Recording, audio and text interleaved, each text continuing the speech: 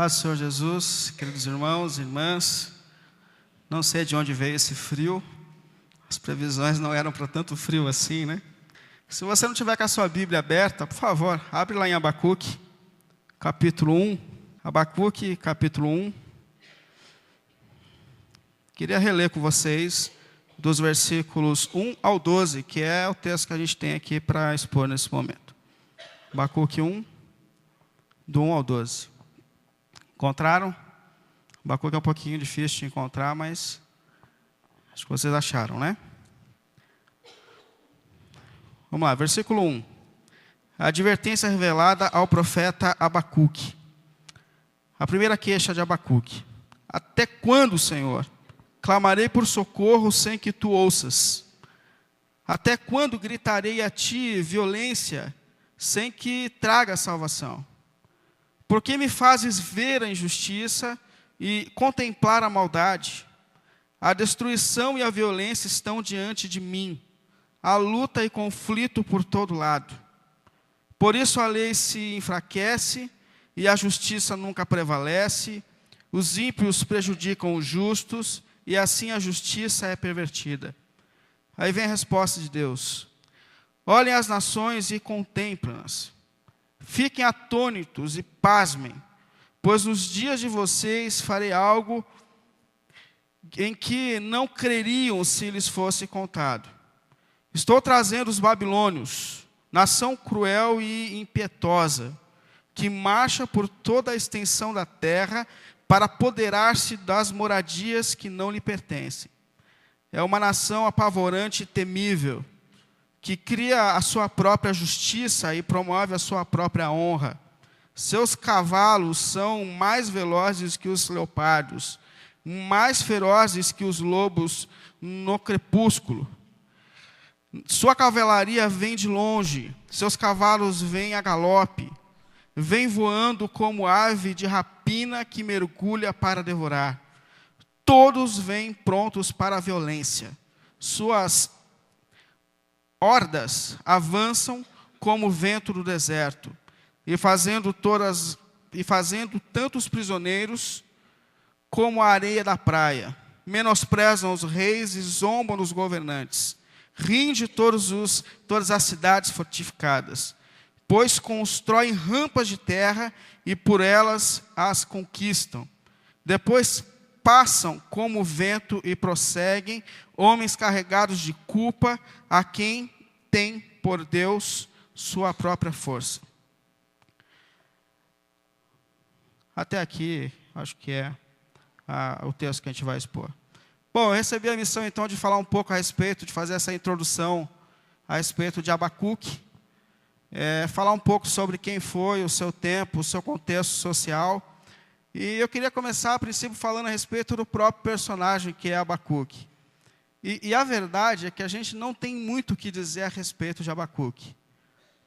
Diferente de tantos outros profetas da Bíblia, que tem descrições a respeito de quem foram, do contexto em que eles estavam, questões a respeito de suas famílias, da função que exerciam, o profeta Abacuque, ele é um profeta um tanto quanto anônimo. Que a gente não tem informações a respeito dele, sobre quem era, se ele tinha família, qual é o seu contexto social, a situação em que ele vivia. O que a gente sabe de Abacuque, o que a gente pode dizer a respeito de Abacuque, é que ele é um contemporâneo do profeta Jeremias, que é um profeta um tanto quanto importante, um profeta maior, que tem o seu livro mais extenso. E uma segunda informação seria a respeito do nome de Abacuque. A gente sabe que, normalmente, os israelitas eles tinham o hábito de dar nomes aos seus personagens que estavam relacionados à função que eles exerceram. Então, Abacuque quer dizer abraço, ou aquele que abraça. Alguns estudiosos entendem que ele traria o sentido de um abraço de luta, aquele que luta, que agarra para lutar. Mas há também alguns que pensam que ele é aquele que abraça porque Abacuque é alguém que abraça a causa do povo, que abraça a causa das pessoas. Eu acho que provavelmente essa segunda hipótese seria mais coerente, porque Abacuque, de fato, ele é um homem que abraçou a causa, a luta do seu povo no contexto em que ele vivia. Mas, infelizmente, as informações a respeito de Abacuque são muito poucas na Bíblia, e o que a gente poderia dizer a respeito disso.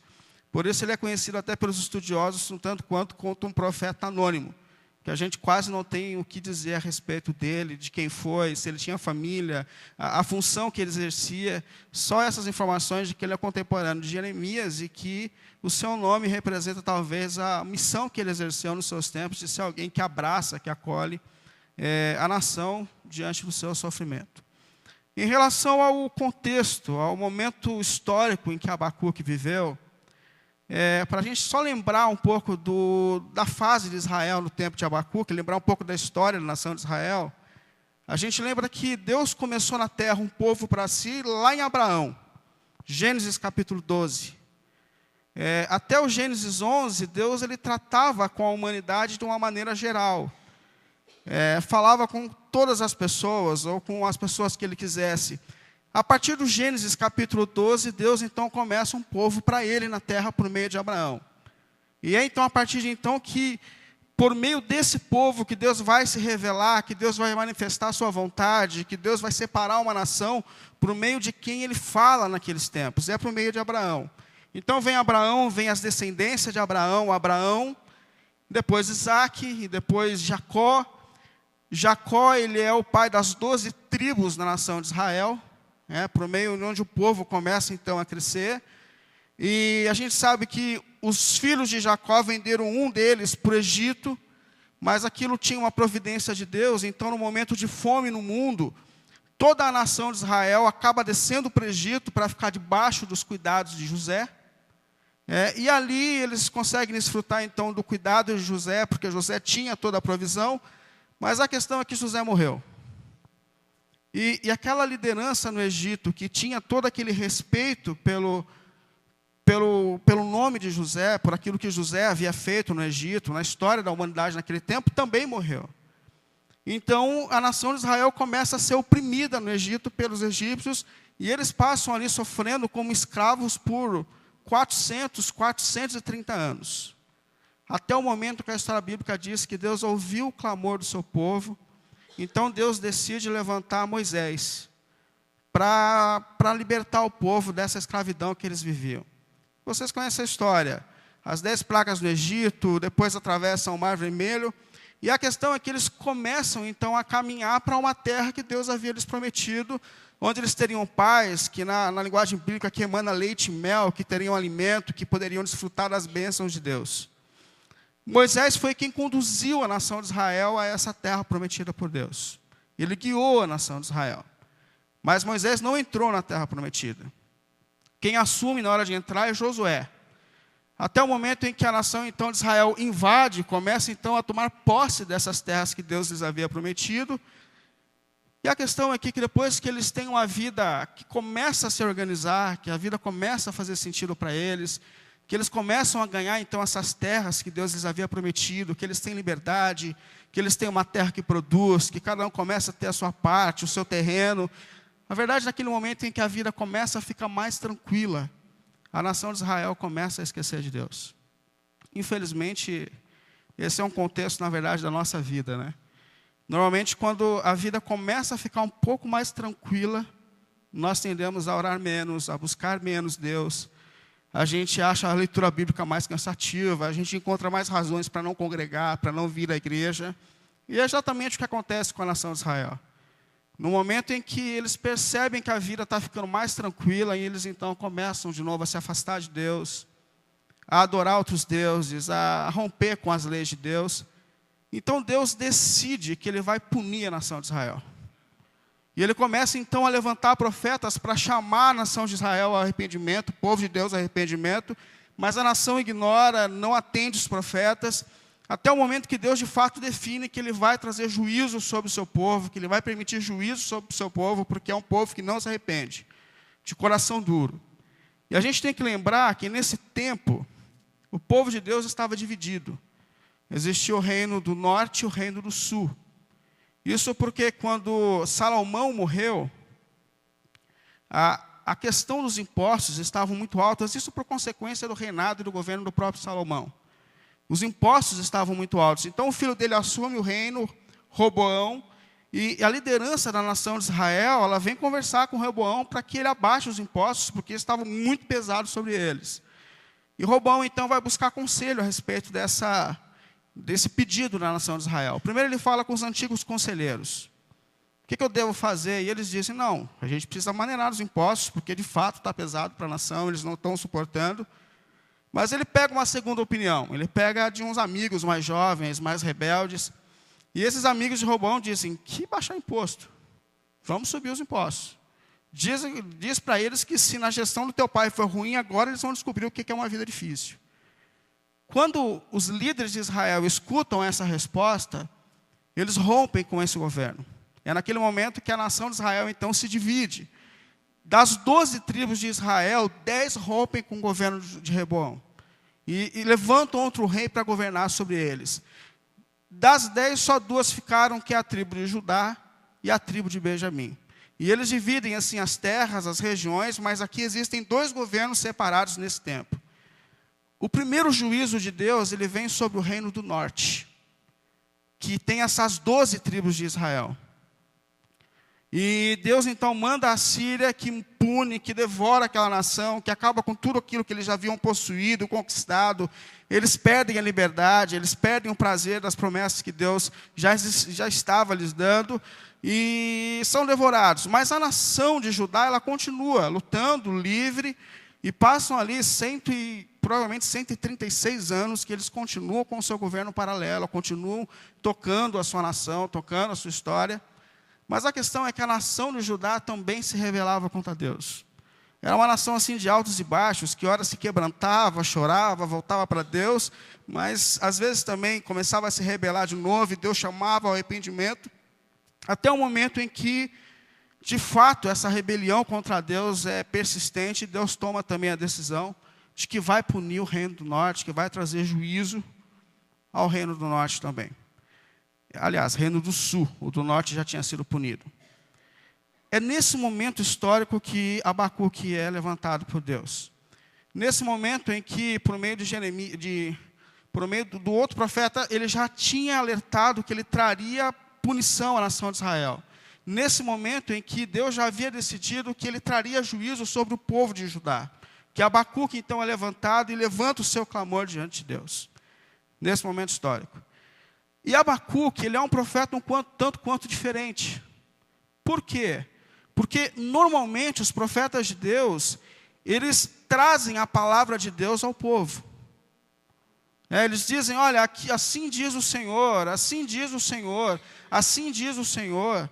Mas Abacuque é diferente. Ele, na verdade, ele media a relação do povo com Deus. Ele levanta um clamor diante de Deus pelo povo. Ele leva o clamor do povo a Deus e não o clamor de Deus ao povo. Então ele tem uma inversão, a maneira que ele manifesta aqui a vontade de Deus, ou que ele se relaciona com Deus, faz dele um profeta extremamente diferente. O mais parecido com ele, que questiona com Deus, seria Jonas, mas os demais todos sempre trouxeram a palavra de Deus para o povo. Ele não, ele levanta o clamor do povo diante de Deus. E esse texto aqui que nós lemos, ele está dividido em algumas partes. A primeira parte desse texto que nós lemos, dos versículos 2 ao 4, ele fala para a gente a respeito do clamor que ele levantou diante de Deus, da oração dele diante de Deus. E a segunda parte, ela fala da resposta de Deus ao clamor que Abacuque levantou diante de Deus. Então eu queria olhar com vocês aí a respeito desse clamor que ele levantou diante de Deus, e como é interessante a gente olhar para as palavras de Jeremias. Eu coloquei aqui em 3 partes, aliás, de Abacuque. Primeira parte, está no versículo 2, se você tiver com a sua Bíblia aberta ainda.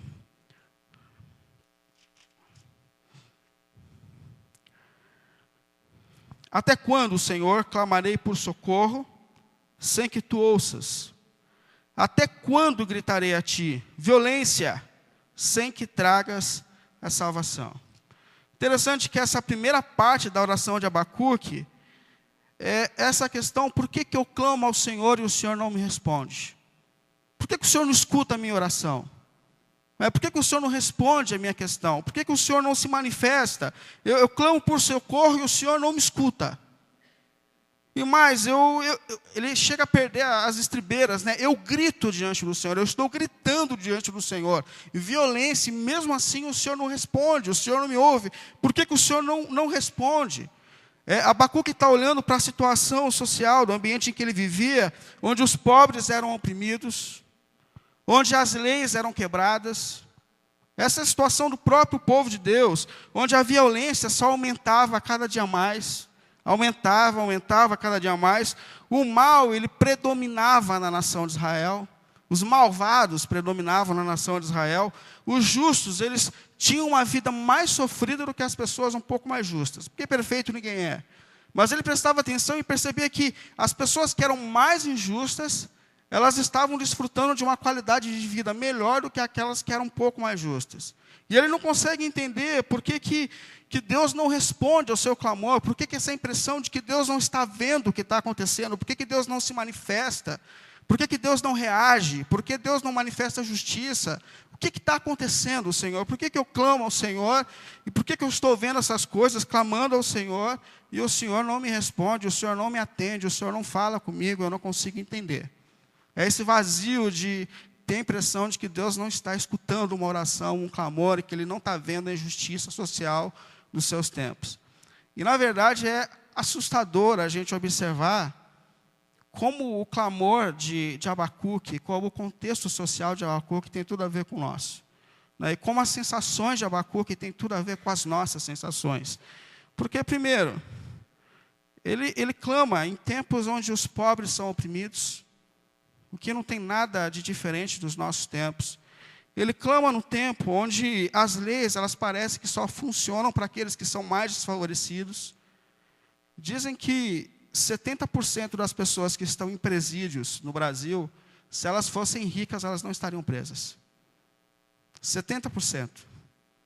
Onde a lei só funciona para aqueles que são menos favorecidos, onde a violência prospera de uma maneira assustadora. A gente olha para o estado do Rio de Janeiro, que parece mais um campo de guerra do que um estado, né? Onde as crianças podem ser baleadas dentro das escolas, onde a violência cresce no seu contexto e no nosso contexto, onde o mal prospera, onde as pessoas injustas parecem que têm uma vida melhor, onde o sofrimento aumenta. Esses dias, eu não sei se vocês observaram, mas eu estava vendo, e algumas coisas causam uma indignação maior, né? Mas eu estava vendo deputados que tiveram coragem de desviar dinheiro da merenda de uma escola pública, de escolas públicas. Como que pode um sujeito que ganha mais do que 99% da nossa população, porque a maioria de todos nós somos pobres, mas um sujeito que tem uma vida boa, que é um servidor público, ter coragem de desviar o dinheiro da merenda de crianças de escolas públicas, que depende dessa refeição. E ainda o áudio dizia assim, gente, coloca ovo na comida deles, porque o dinheiro da carne eles já haviam gastado. Ainda bem que o ovo faz bem para a saúde, porque senão as crianças já tinham morrido, né?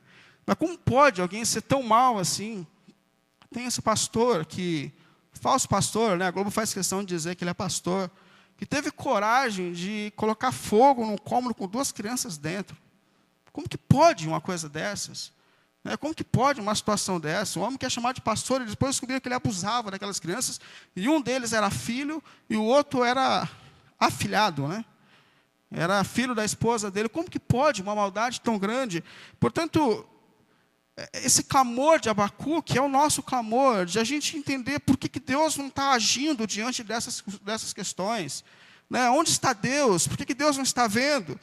E você sabe que essa é a maior questão da humanidade.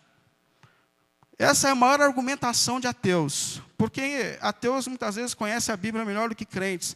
E quando eles leem a Bíblia, eles percebem que a Bíblia descreve Deus como um ser santo, justo e mais, onipotente, capaz de todas as coisas. E Deus olha para todas essas desordens e eles perguntam, como que vocês podem crer num Deus que não reage diante do caos, sendo que o Deus de vocês é onipotente? Como onde Deus está diante do caos? Qual é a resposta de Deus? Por que Deus não vê essas coisas? Fizeram uma pesquisa nos Estados Unidos e perguntaram para as pessoas, se você estivesse diante de Deus hoje, cara a cara, se isso é possível, né? O que você perguntaria para Deus? 70%, 80% das pessoas perguntariam, onde está o Senhor no dia do sofrimento? Por que o Senhor permite o sofrimento? E esse é justamente o primeiro clamor aqui. que foi o clamor de tantas personagens na Bíblia, como de Davi, no Salmo 13, que ele falou: até quando, Senhor? Até quando o Senhor vai permitir isso? Que foi o clamor de muita gente dentro do contexto bíblico, onde eles olhavam sabendo que Deus é soberano e queriam saber por que Deus não estava se levantando, por que Deus não estava respondendo. Portanto, a primeira parte da oração de Abacuque é: por que o Senhor não me responde? Por que eu tenho a impressão de que o Senhor não está vendo o caos do mundo em que eu estou? O que está acontecendo? Por que eu não vejo a sua manifestação, a sua reação diante do caos? A segunda parte dessa oração, do clamor de Abacuque, está no versículo 3. Dá uma olhada aí, por favor.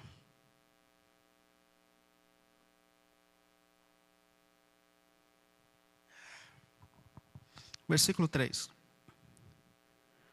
Por que me fazes ver a injustiça e contemplar a maldade? A destruição e a violência estão diante de mim. A luta em conflito por todo lado. Confesso que eu acho que essa parte da oração dele é extraordinária, porque é como se ele estivesse assim, dizendo assim para Deus: Senhor, se o Senhor não pretende responder a minha oração, por que me deste sensibilidade? Por que o Senhor permitiu que eu percebesse? Por que o Senhor permitiu então que eu me contorcesse? Por que o Senhor despertou essa sensibilidade no meu coração e me levou ao Senhor, sendo que o Senhor não pretende responder ao meu clamor? Por quê? Por que o Senhor me deixou cego diante do sofrimento do mundo em que eu estou? Até porque parece que da geração de Abacuque, um dos poucos que estão atentos à questão social que eles estão vivendo é Abacuque e alguns da nação de Judá, porque o restante estava orando por prosperidade financeira, por cura, estava chorando porque a seleção brasileira perdeu, a seleção de Judá tinha perdido na Copa. Estava todo mundo tanto quanto desconectado com o caos. E ele olha para Deus e fala assim: por que, Senhor? Por que o Senhor me desperta se o Senhor não vai ouvir a minha oração e o meu clamor? Por que o Senhor faz o meu coração entrar em agonia se o Senhor não pretende responder, mudar o quadro, me coloca diante do Senhor, sem que o Senhor me dê resposta, sem que o Senhor se manifeste diante disso que eu estou sentindo? E eu acho essa parte da oração de Abacuque extraordinária, essa sensibilidade que a gente tem no coração, de sentir a dor, de perceber o caos, e a sensação, às vezes, até de que o próprio povo de Deus não desperta para as questões sociais, para o mundo do sofrimento, o mundo em que nós estamos. A gente vê, por exemplo, na nação brasileira, que o número de crentes aumenta cada dia mais. Não sei qual é o último censo, mas já deve ser metade da nação brasileira com uma declaração de fé como cristã protestante ou evangélica. Mas a nossa nação não melhora. O mundo não está mais justo, a nação não está mais justa, a nação não está mais acolhedora. E a gente pensa: será que esse povo, será que a nação, que o povo de Deus, também na nossa nação, tem despertado para as questões? Tem despertado para essa missão de ser luz do mundo, de fazer a diferença também no nosso tempo? É interessante isso, e ao mesmo tempo aqueles que às vezes são despertados para as questões, assim como Abacuque, que se colocam diante de Deus dizendo: Senhor, o Senhor me deu sensibilidade, mas eu ainda não sei como o Senhor tem agido diante do caos no meu tempo. E a terceira e última parte aqui do clamor de Abacuque, a partir do versículo 4, se você tiver, dá uma olhada aí.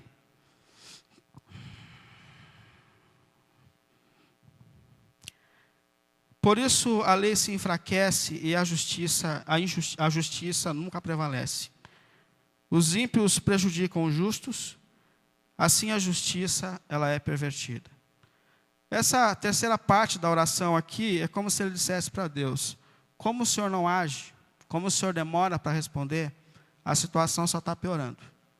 E ele faz até uma lista aqui do caos que o mundo está entrando, porque Deus está demorando para reagir diante das injustiças do seu tempo. Ele fala: olha, as leis não são mais obedecidas, todo mundo está ignorando os princípios de lei, a justiça nunca prevalece. Provavelmente os pobres iam para os tribunais com as suas queixas, com os ricos, mas a verdade é que um pobre nesse tribunal jamais prevalecia com a sua causa. Então a justiça nunca prevalece. Os ímpios prejudicam os justos. Sempre parece que a vida estava mais a favor daqueles que são injustos do que aqueles que queriam viver uma vida de justiça. A justiça é pervertida, ou seja, aquilo que é certo está virando errado. E aquilo que é errado agora é certo. Está tudo fora de ordem, está tudo invertido. E ele está dizendo para Deus: Senhor, por que o Senhor não se manifesta? Por que o Senhor não se posiciona? Por que o Senhor não responde? O caos está piorando a cada dia mais, a injustiça se aumenta, o Senhor não traz juízo, o Senhor não traz resposta, e a verdade é que a situação está piorando a cada dia mais. E não é muito difícil da gente olhar para o nosso contexto, para os nossos tempos, e ter a sensação de que o mundo está cada dia mais fora de ordem, de que a injustiça prevalece a cada dia mais, coisas assustadoras acontecendo no mundo. E hora a gente olha, parece que, de fato, o fato de que Deus demora para se manifestar, para trazer juízo, traz um prejuízo ainda maior aos nossos tempos. Portanto, o clamor de Abacuque aqui é o nosso clamor. O contexto social de Abacuque é o nosso contexto. As lutas que ele passa nos seus tempos são as nossas lutas de injustiça social, de sofrimento, onde o injusto prevalece, onde as questões ficam cada dia piores. E a nossa questão aqui é: qual é a resposta de Deus diante desse clamor de Abacuque? O que Deus diz diante de tudo isso? E Deus começa a responder esse clamor a partir do versículo 5. Ele diz: olha as nações e contemplem-nas. Fiquem atentos e pasmem, pois nos dias de vocês farei algo em que não crerão se lhes fosse contado. O problema da resposta de Deus é que ele não responde aquilo que Abacuque gostaria de ouvir.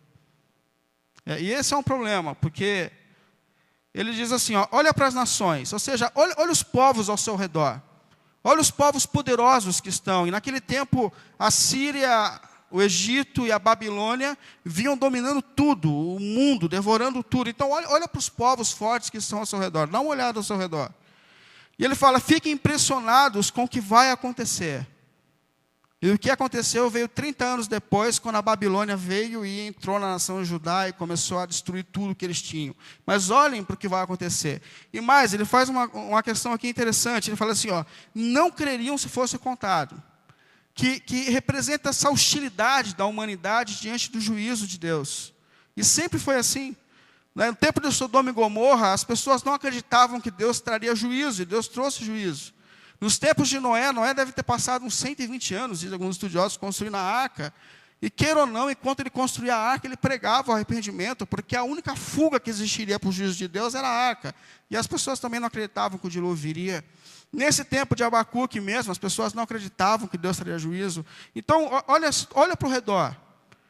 E essa hostilidade a respeito do juízo de Deus que virá, sempre existiu e sempre vai existir, e acontece nos nossos tempos também. E mais, ainda sobre a resposta de Deus, ele começa então a detalhar o que vai acontecer com a nação de Israel. Como será esse juízo de Deus? Versículo 6, ele começa a dar as características do povo da Babilônia.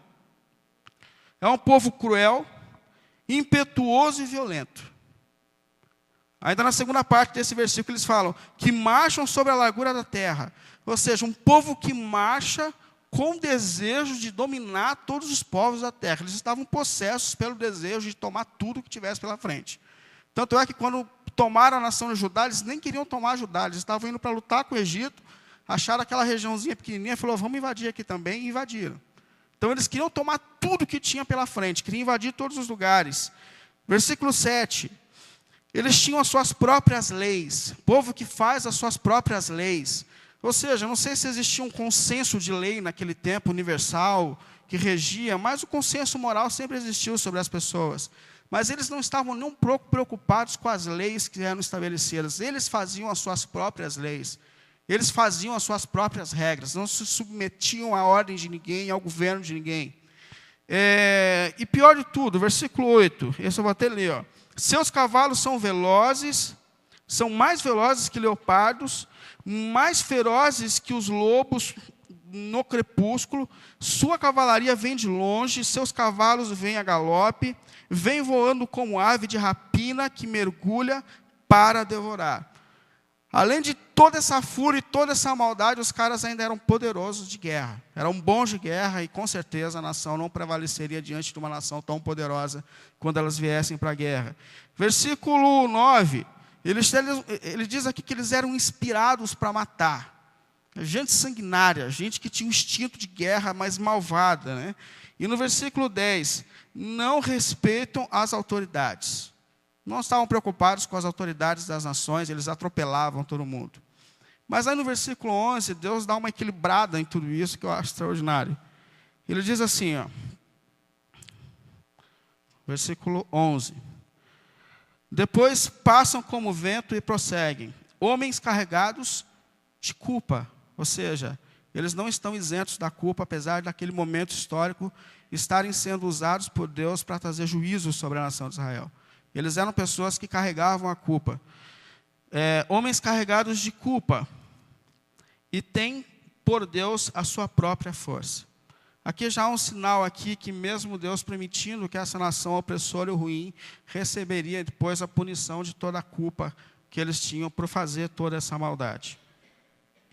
A nossa questão é, diante de tanta maldade, diante de tanto sofrimento, como que a gente pode continuar crendo mesmo diante de todas essas desordens do nosso tempo, do mundo que nós estamos vivendo? Como crer mesmo quando a gente não entende o que Deus está fazendo, ou como Deus vai responder, ou como Deus vai reagir diante de tudo isso? Qual que é a nossa postura diante de todas as desordens do mundo em que nós estamos? Eu coloquei 3 questões aqui que ajudam, na minha opinião, pelo menos, ou na pesquisa, como a gente pode continuar crendo, mesmo em meio a toda a injustiça do nosso tempo. Primeiro, tendo a certeza de que, mesmo diante de todas as desordens, o Senhor continua sendo soberano sobre a terra. Eu acho que essa é a grande agonia de Abacuque, porque Abacuque ele não abre mão dessa certeza de que o Senhor ele está sobre todas as forças da terra. Ele não adotou uma nova teologia, ele não mudou o seu conceito, ele sabe. Ele fala, Senhor, eu conheço a tua fama. Eu sei que por vezes o Senhor se levantou sobre a história, sobre nações, para trazer juízo. Eu sei que o Senhor é soberano, eu sei que o Senhor pode todas as coisas. E ele não abre mão desse conceito. E esse conceito de que o Senhor é soberano, ao mesmo tempo que nos causa essa agonia de não entender por que Deus não reage, porque Deus não se manifesta, porque Deus não está agindo, porque Deus permite tantas coisas, ele traz para a gente um alívio, porque traz a consciência de que mesmo em meio à desordem dos nossos tempos, Deus continua num trono, acima de todo trono, e que o Senhor é Senhor, mesmo que a gente não entenda o tempo de Deus, e mesmo que a gente não entenda como Deus vai reagir e está agindo no nosso tempo. Difícil para a gente acreditar que Deus está agindo mesmo quando Ele está em silêncio, mas essa é a verdade, que Deus está no controle, e Deus está fazendo mesmo quando a gente não consegue ver e entender. E essa questão de que Deus é rei e soberano é o que nos sustenta e que nos faz continuar caminhando mesmo diante de toda injustiça e desordem. Deus continua sendo o Senhor e Deus continua sendo o rei. Inclusive governa até sobre as forças do mal que vêm sobre o povo de Deus e vêm sobre a terra. Deus é Senhor sobre tudo e sobre todas as coisas. E esse momento histórico aqui não é a primeira vez que Deus permite que uma força maligna venha sobre o povo de Deus para cumprir propósito de Deus. Isso aconteceu por várias vezes na história. O nosso próprio Senhor Jesus foi levado para ser tentado pelo diabo. É difícil da gente entender essa atitude, ou como Deus consegue usar o próprio mal para cumprir os seus propósitos. E quem levou Jesus para ser tentado foi o próprio Espírito Santo. E isso fazia parte do projeto de Deus, do tempo de Deus. Na oração do Pai Nosso, Jesus ensinou a gente a orar dizendo, não nos deixe cair nas tentações, mas livra-nos do mal, livra-nos do maligno. Porque, ora, Deus pode permitir que o inimigo dos nossos tempos também, principalmente o inimigo espiritual, seja usado para cumprir propósitos da nossa vida, para trazer a gente para a linha. Mas mesmo que Deus permita que o mal prevaleça durante algum tempo, a gente sabe que o Senhor continua sentado num trono que está acima de todo o trono. Que o Senhor governa sobre todas as coisas. E mesmo que a gente não entenda os propósitos de Deus e o tempo de Deus, a gente sabe que no momento certo Deus vai agir, vai reagir, porque Ele é o Senhor, porque dEle é o governo, o reino e a glória para sempre.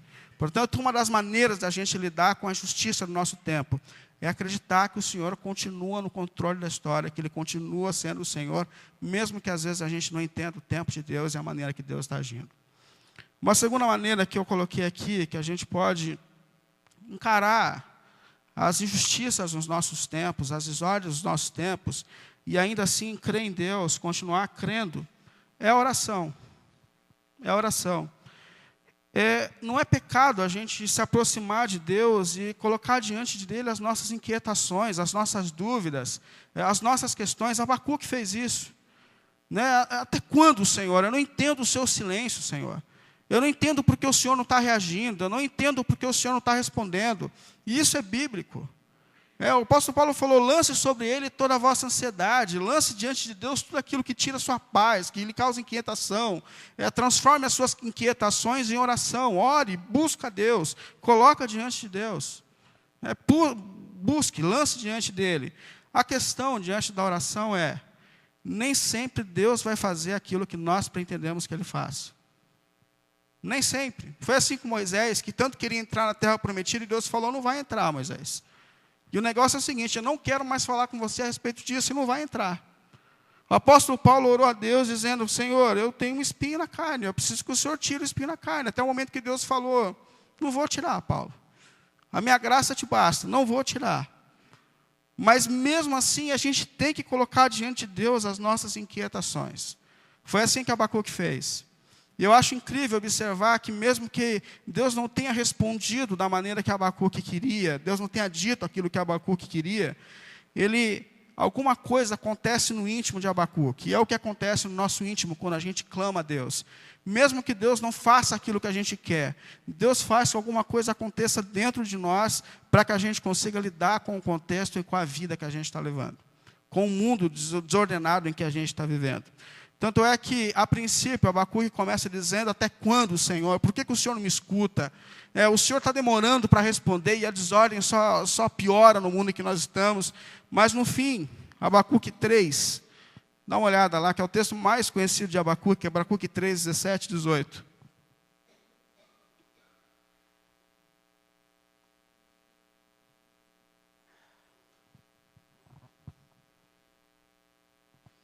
Abacuque 3, 17 e 18.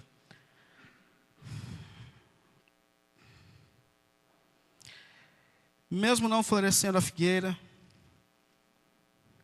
e não havendo uvas nas videiras, mesmo falhando a safra de azeitonas, não havendo produção de alimento nas oliveiras, ou seja, mesmo que tudo dê errado, nem ovelhas no curral, nem bois nos estábulos, ainda assim eu exultarei no Senhor e me alegrarei no Deus da minha salvação. Deus, enquanto Abacuque clamava a Deus, alguma coisa causou no íntimo dele, por meio das suas respostas e reações, que muda o íntimo dele, que muda. E isso aqui se tornou uma oração à nação de Israel. No momento em que eles se sentiram oprimidos, que a nação da Babilônia veio, e isso demorou algumas etapas, foi em 3 etapas, em que eles passaram fome, passaram necessidade, isso virou um cântico entre a nação de Israel. Ainda que tudo deu errado na nossa história, nós continuaremos exultando no Deus da nossa salvação. Portanto, uma das maneiras que a gente tem de lidar com a injustiça é manter-se conectado com Deus em oração, e o próprio Deus vai lidando com o nosso coração e ajudando a gente a lidar com as injustiças dos nossos tempos e dando esperança no nosso coração. E por fim, a gente pode lidar com as injustiças, continuar crendo, mesmo em meio às injustiças sociais do nosso tempo, ao caos do nosso tempo, crendo que no tempo certo Deus vai trazer justiça e juízo sobre todas as coisas. Essa é uma certeza que todos nós temos e caminhamos com Deus. Foi assim em toda a história, irmãos. Deus avisou, e por vezes na história Deus diz, espera mais um pouco. Espera mais um pouco. Espera mais um pouco.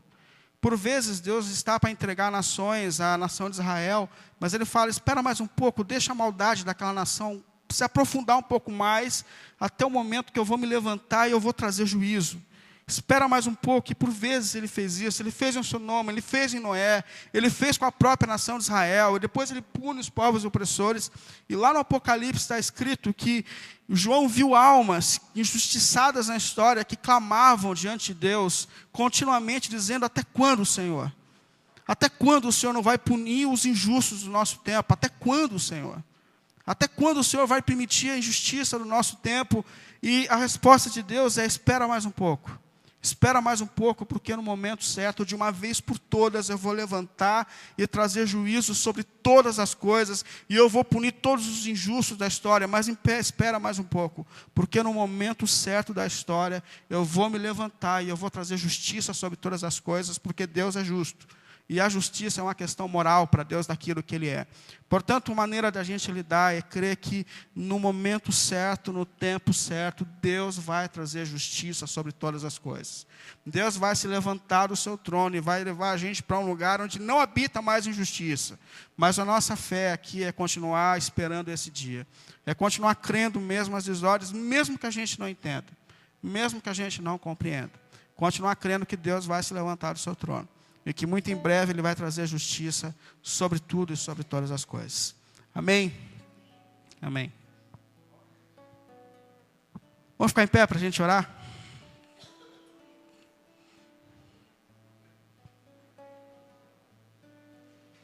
A questão é que, na teoria, tudo é fácil, né?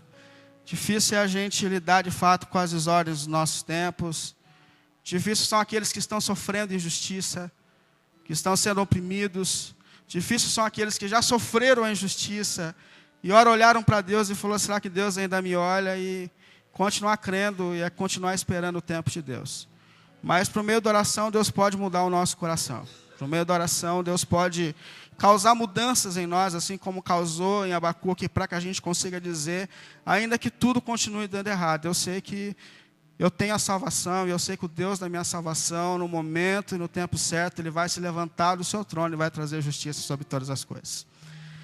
Vamos orar. Pai querido, pelo nome de Jesus, Senhor, a gente caminha com a certeza de que o Senhor olha tudo, Senhor. Que os seus olhos estão sobre cada ato de injustiça também dos nossos tempos, assim como esteve sobre a nação de Israel, assim como esteve sobre os povos opressores dos seus tempos, sobre os injustos.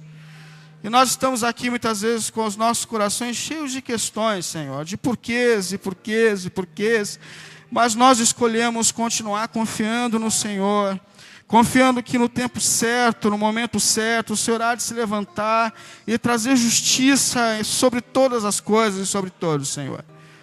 Por isso, pelo nome de Jesus, Pai querido, nesse tempo, Senhor, sustenta aqueles que estão abatidos, oprimidos, sustenta-nos para que a gente continue, Senhor. Traga conforto, Senhor, traga as respostas, traga luz em meio ao caos, pelo nome de Jesus, Pai. Aqueles que entraram abatidos, com questões no coração, Senhor, por Tua graça, assim como um dia o Senhor acalmou Abacuque, acalme também os corações, Pai, pelo nome de Jesus, Senhor. E ajuda-nos a olhar para frente, Senhor, com a certeza de que muito em breve a Sua justiça vai se manifestar sobre todas as coisas. Que nós habitaremos com o Senhor num mundo onde a injustiça não vai mais existir, onde essa desordem não mais vai existir, onde o Senhor colocará a Sua mão de cura sobre tudo e sobre todos, Senhor. Mas enquanto esse dia não chega, pelo nome de Jesus, sustenta-nos, fortaleça-nos, para que a gente possa continuar crendo em Ti, mesmo em meio às desordens do nosso tempo. E faça da Sua igreja uma resposta para esse tempo, Senhor. Ajuda-nos a ser luz, ajuda-nos a ser manifestação da justiça, Senhor, como agentes do Seu reino também nesse tempo, Pai. Nós oramos pelo nome de Jesus. Amém.